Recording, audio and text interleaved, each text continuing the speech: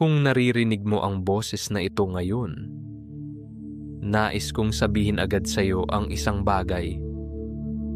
Hindi aksidente na napunta ka sa video na ito. Hindi lamang ito dahil sa YouTube algorithm. Hindi lamang ito dahil may nag-share ng link. Hindi lamang ito dahil may lumabas na rekomendasyon sa iyong screen. Naniniwala ako na may banal na dahilan kung bakit ka narito ngayon. Maaaring ito ang eksaktong sandali na itinakda ng Diyos upang paalalahanan kang hindi kanya nakalimutan. Marahil pagod ka na, marahil hindi mo na alam kung saan kukuha ng susunod na pambayad sa mga bayarin. Marahil ikaw ang ama, ina, asawa, anak, o breadwinner na inaasahan ng buong pamilya. Sa araw, matatag kang nakangiti, ngunit sa gabi, tahimik kang umiiyak habang nakatitig sa kawalan.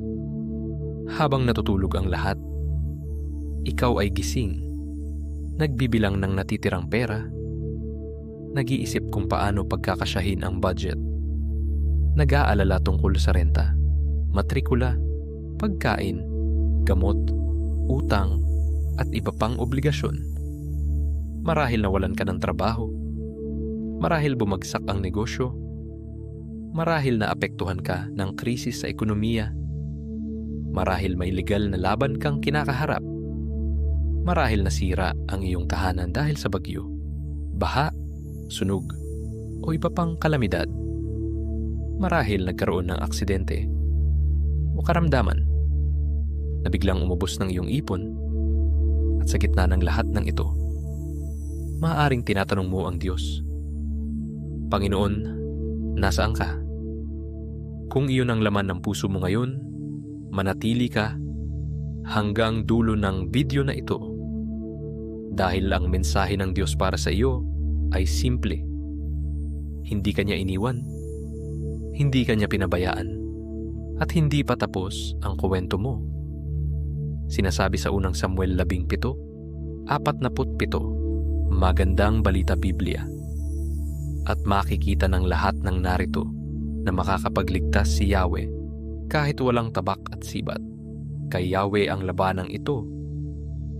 Maaaring ang Goliath mo ngayon ay utang. Maaaring ang Goliath mo ay pagkawala ng trabaho. Maaaring ang Goliath mo ay isang negosyo na tila hindi na makabangon. Ngunit tandaan mo, hindi si David ang nanalo dahil siya ang pinakamalakas. Nanalo siya dahil kasama niya ang Diyos. Kung tila napakalaki ng iyong problema, mas malaki ang Diyos na pinaglilingkuran mo. Pakinggan din natin ang awit 23, 1-6. Si Yahweh ang aking pastol, hindi ako magkukulang. Napakagandang pangako nito. Hindi sinabi ng Diyos na walang pagsubok. Hindi sinabi ng Diyos na walang lambak. Hindi sinabi ng Diyos na walang luha. Ngunit nasasaad na hindi ka magkukulang habang siya ang iyong pastol. Kapag siya ang iyong gabay, may direksyon. Kapag siya ang iyong tagapagtanggol, may seguridad. Kapag siya ang iyong tagapaglaan, may pag-asa. Sinasabi sa awit 111, talata 5, sinasabi, ang sa kanya'y gumagalang pagkain ay sagana. Pangako ni Yahweh ay di nasisira. Ang Diyos ay hindi nakakalimot. Ang tao ay maaaring makalimot. Ang mga kaibigan ay maaaring makalimot. Ang mga pangako ng tao ay maaaring mabigo. Ngunit ang Diyos ay nananatiling tapat. Ngayon, nais kong manalangin para sa iyo. Ama naming nasa langit, inilalapit ko sa iyo ang taong nakikinig ngayon. Panginoon, nakikita mo ang kanyang puso. Nakikita mo ang kanyang pagod. Nakikita mo ang kanyang mga luha. Nakikita mo ang kanyang mga gabing hindi makatulog dahil sa pag-aalala. Ngayon mismo, sa pangalan ni Jesus, hinihiling ko ang iyong kapayapaan na higit sa anumang pangunawa, Panginoon. Yakapin mo siya ng iyong presensya. Sinabi mo Mateo 6:31-33, kaya't huwag kayong mag-alala, Ama. Alisin mo ang takot sa kanyang puso. Palitan mo ito ng pananampalataya. Palitan mo ito ng pag-asa. Palitan mo ito ng banal na katiyakan na ikaw ang kanyang Ama. Panginoon, ikaw ang Jehovah Jireh. Ikaw ang Diyos na naglalaan. Ikaw ang Diyos na nagpakain sa Israel sa ilang. Ikaw ang Diyos na nagparami ng tinapay at isda. Ikaw ang Diyos na nagpadala ng uwak upang pakainin si Elias. At ikaw pa rin ang parehong Diyos ngayon. Sa pangalan ni Jesus, ipinapanalangin ko ang bukas na pintuan ng oportunidad. Kung kailangan niya ng trabaho, buksan mo ang tamang trabaho. Kung kailangan niya ng negosyo, buksan mo ang tamang oportunidad. Kung kailangan niya ng kliyente, ipadala mo ang tamang tao. Kung kailangan niya ng himala, ipakita mo ang iyong kapangyarihan. Ayon sa Filipos 4:19, at buhat sa hindi mauubos na kayamanan ng Diyos, ibibigay niya ang lahat ng inyong kailangan sa pamamagitan ni Kristo Jesus. Panginoon, gawin mong realidad ang pangakong ito sa kanyang buhay.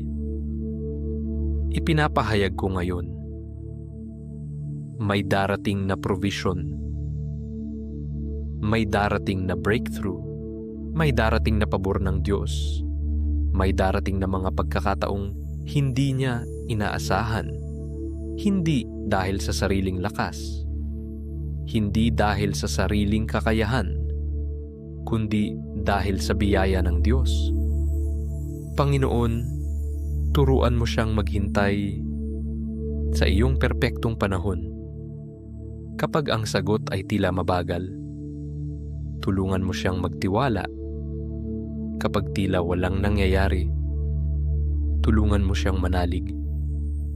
Sapagkat ang iyong oras ay laging tama. Hindi ka nauna, hindi ka nahuhuli. Ikaw ay laging nasa tamang panahon. Patuloy akong nananalangin para sa iyo. Sa pangalan ni Jesus, ipinapahayag ko ang bagong lakas. Ang laban na kinakaharap mo ay hindi lamang laban mo. Ito ay laban ng Panginoon. Kapag hindi mo na alam yung gagawin, siya ang magbibigay ng karunungan. Kapag wala ka ng lakas, siya ang magiging kalakasan mo. Kapag pakiramdam mo ay nag-iisa ka, siya ang sasama sa iyo. Ipinapahayag ko na ang iyong pananampalataya ay lalago, ang iyong pag-asa ay mananatili, at ang iyong puso ay hindi susuko. Darating ang araw, nalilingon ka sa panahong ito at sasabihin, tunay ngang naging tapat ang Diyos. Darating ang araw na magpapatotoo ka tungkol sa kanyang kabutihan. Darating ang araw na ang mga luha ngayon ay magiging patotoo ng tagumpay bukas. Kung pinagpala ka ng panalangin ito, i-like mo ang video na ito. Mag-iwan ka ng komento at isulat, ang laban ay sa Panginoon. Ibahagi mo rin ang video na ito sa isang taong nangangailangan ng pag-asa, at huwag kalimutang mag-subscribe sa ating YouTube channel na Panalangin. Bago matulog, dito, sama-sama nating mararanasan ang kapangyarihan ng panalangin at katapatan ng Diyos. Pagpalain ka ng Panginoon. Ingatan ka ng Panginoon at maranasan mo ang kanyang himala at probisyon sa mga darating na araw. Sa pangalan ni Jesus. Amen.